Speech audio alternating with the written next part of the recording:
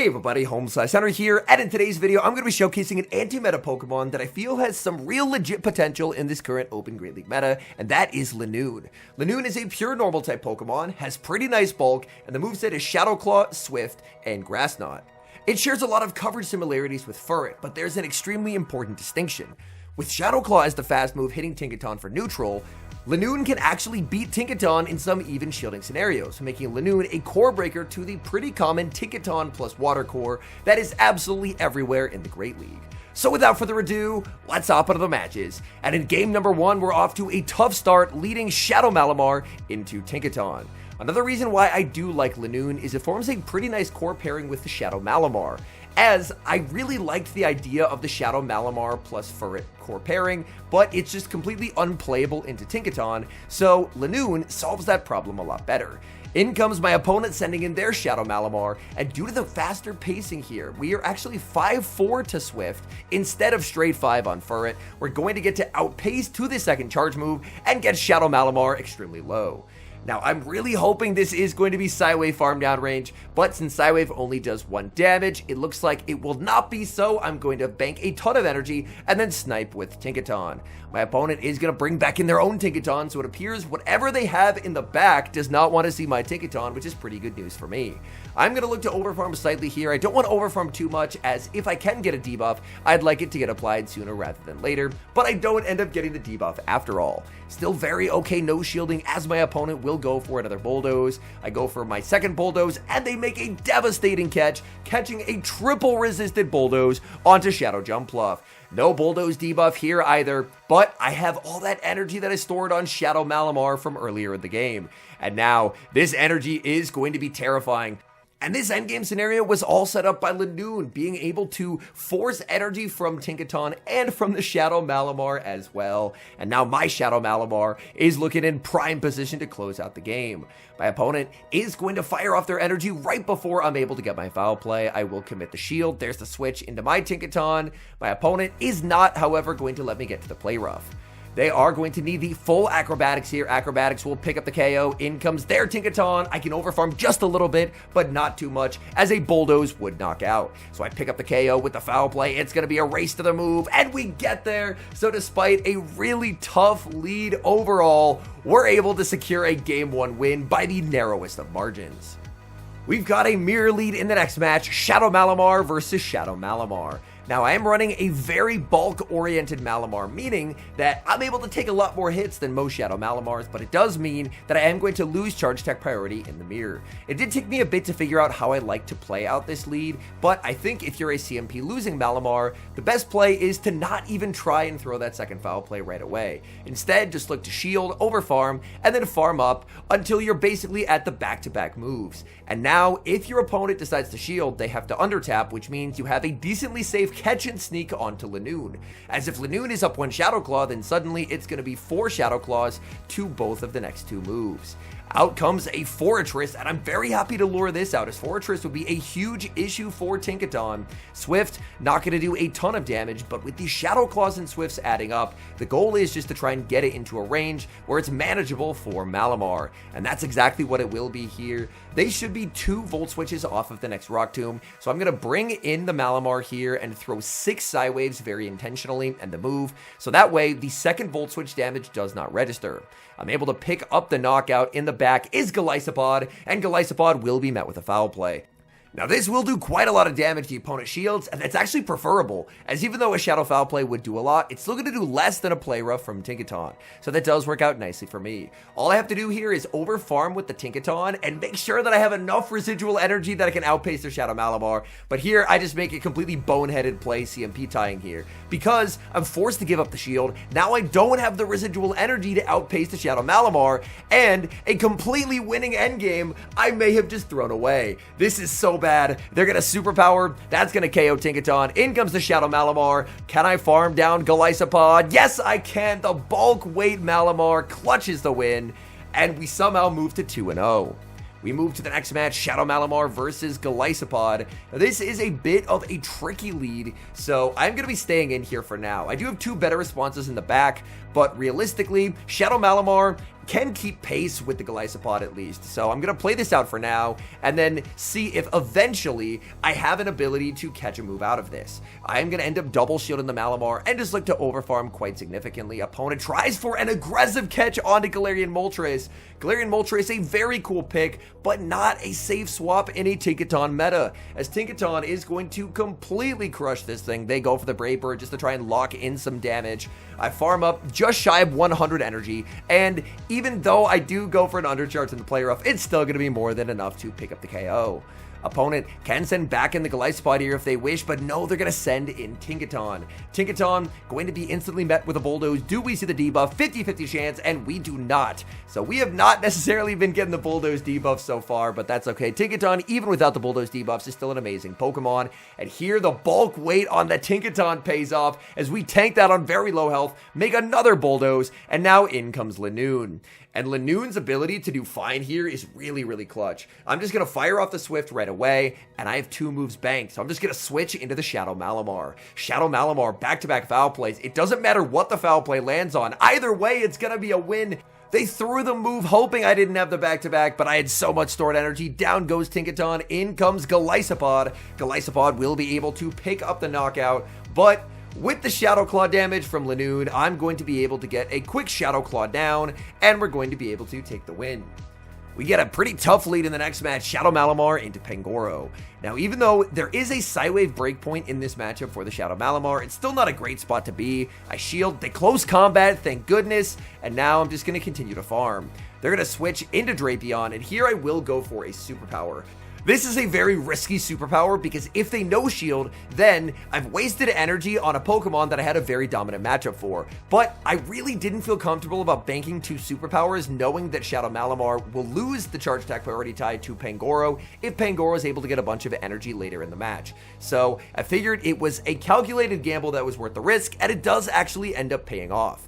Here, all this Drapion energy is going to get fired into the Tinkaton, but Tinkaton still doesn't care. 3 Aqua Tails, that's very okay. I'm going to look to overfarm to the max here, going for the Bulldoze. What a beautiful read by my opponent. They know I'm overfarming to the max, so they switch out and get a perfect catch onto Pangoro, and they even cap time me here, firing off the Night Slash to prevent Bulldoze number 2. In comes the Shadow Malamar, going for the Psywave down, but unfortunately I get 1 turn bring in. I miss a Psywave, and that lets them live on 1 HP, and I'm forced to give up a shield that I shouldn't have had to give up otherwise. That is really, really tough, as I should be in a position where I still have a shield remaining, but now I do not. In the back is Shadow Marowak, and the good news is my energy is highly valuable here. So I'm throwing 2 Psywaves in the foul play, 2 Psywaves in the foul play, and now here's the switch into Linoone. In the back of my mind at this moment is the residual energy on the Shadow Drapion. They're 1 off the Aqua Tail, 2 off the Crunch. Even an Aqua Tail would not be good. They switch, and I immediately fire off the Swift. Swift is going to be able to pick up the knockout onto the Shadow Drapion, but I will get outpaced now by the Marowak, and it's all going to come down to this. If I'm 4 Psywaves off the move, I win. If I'm 5 or 6, I lose, but I'm 4 Psywaves away, which means it's not even a damage registration error moment. We get the foul play, KO the Marowak, and secure the win. Moving to the next match, Shadow Malamar into a Furret. Now, this would be an absolute nightmare matchup for Linoone, so I'm very happy to catch this on one of my 2 Pokemon that can do very well against Furret. Now, Furret, if they no-shield the foul play here, can actually survive, so I just decided to full send the Superpower. Superpower is going to connect. They're going to send in Feraligatr, and I pivot into Linoone. Feraligatr banks energy, sending out the Shadow Malamar, and this is very okay. I'm up a lot of energy on this Linoone. Right here, I'm going to do something kind of evil. Even though I have the Swift, I'm over-farming by 1. People are really used to Furret counts being straight 5 to the Swift from the Retro Cup. So I over-farm by 1 to trick them into thinking that I have straight 5 to a Swift. They over-farm too much. They were just going to do 9 Psywaves in the move, and that lets me force a shield in a situation where they never should have let me get there. So that ends up working out very nicely. In comes Tinkaton. Tinkaton will be met with a last-second superpower, but I know that a Shadow Hydro Cannon is of course going to do more here. In comes the Feraligatr. I switched into the Malamar and clicked the superpower button, anticipating their snipe. I don't believe the superpower did end up registering, so I will have to throw 1 Psywave in the superpower, but either way, this just does too much damage to that Feraligatr. We get the farm down, and their Malamar is actually low enough that I can Psywave down. We see another Shadow Malamar mirror lead in the next match, and I believe this was actually the first Shadow Malamar lead that I played with the team, and you're going to see me play it differently to how I played in the first one, and you're also going to see me play it worse. This battle is kind of where I realized that people are really expecting the catch out on this first foul play that will knock out. So here, I go for the catch, I get the Shadow Claw through, I'm thinking, great, I caught the foul play, but they superpowered, anticipating a switch out. And now they send in Lapras. Lapras is their best Linoone answer. They were core broken by Linoone, but I threw away Linoone on a catch. Linoone's so bulky that I almost get that Swift, but unfortunately, I just barely do not. I'm forced to send in Tinkaton now, and things are not looking great for me here. If I had the move on Malamar, I could have brought in the Malamar and then just one charge attack priority, but I switched one beforehand. So I'm forced to send in the Tinkaton. Tinkaton going to absorb quite a bit of damage. I send in the Malamar looking for a farm down, but I can't quite get the farm down on the Lapras. Lapras, Sparkling Aria is going to force the shield in the back. They have their own Tinkaton, and all I can think about in this game is just missed opportunities. I had a completely free Linoone in the back. Linoone beats Lapras, and it obviously does pretty solidly into the Tinkaton as well, because the Shadow Claws really add up and you have an enormous pacing advantage. But instead, I misplayed that initial lead matchup, and by ending up wasting that Linoone, a game that's very winnable is going to end up turning into a loss. So I included this battle as a very important reminder that how you play out the Malamar lead mirror is extremely important. Pretty solid lead in the next match. We're leading into a Claydol. Opponent safe switches a Sableye. And don't get me wrong, I love Sableye. Sableye, one of my favorite Pokemon to use. But seeing a Sableye safe switch in a Tinkaton meta was a pretty big shock to the system, because Sableye has a really tough time here. Granted, if you have a pretty poor IV Tinkaton, then Shadow Sableye can actually get a Shadow Claw breakpoint that allows it to win the 2 straight foul play. But I have a bulky one, so my opponent is going to have to give up 2 shields if they want to flip this. So they have to go down 2 shields to 0 to win alignment, and I'm very okay with that. I'm going to send in Linoone. Linoone is more than happy to Shadow Claw down, and now I have a 2-0 shield Shadow Malamar, which basically loses to nothing. So the moment my opponent sends in something here, I'll look to farm up a little bit of energy. It is going to be the Claydol and send in the Shadow Malamar. Shadow Malamar, I will outpace here and get the foul play before they're able to make it to the Rock Tomb. That's going to be big damage in the back. They have Tinkaton, and I'm just in a winning position. Tinkaton going to take big damage from Superpower, as Shadow's Superpower adds up so much, and I can very comfortably just let this go as the Malamar. Opponent is going to go for a Bulldoze to set up a nice farm down here, as I'm unable to make any more superpowers, but I just still have Linoone, and Linoone with 2 shields cannot lose at this point. They will go for the Bulldoze, fishing for the debuff. I swear the Bulldoze debuff was just turned off today. I don't know what was going on. There was not a lot of debuffs occurring, but either way, we're going to be in a pretty nice spot here. Claydol did exit with a Rock Tomb, but I still have a shield loaded, and I'm easily going to make the Grass Knot. Here, I actually ended up going for the Swift, because I was curious at -1, does a Swift knock out here? It turns out the answer is barely not, because Claydol is very bulky, but they were out of energy, so it was a very safe win either way. We move to the next match, Shadow Malamar into a Shadow Marowak. Shadow Marowak, these Mud Slaps are adding up quite a bit, but so are the Shadow Psywaves. Psywaves are shredding through this Marowak. I am losing more HP than they are, but not by much. My opponent is looking to overfarm here, so I get to fire off another foul play and continue to ramp up the pressure on my opponent. My opponent is going to end up shielding. They're firing off another Bone Club, and I will commit the shield. Are they going to be staying in here? I think I can make another move. They're going to switch into Toxapex. I bank the move for later, and now I get to send in Tinkaton.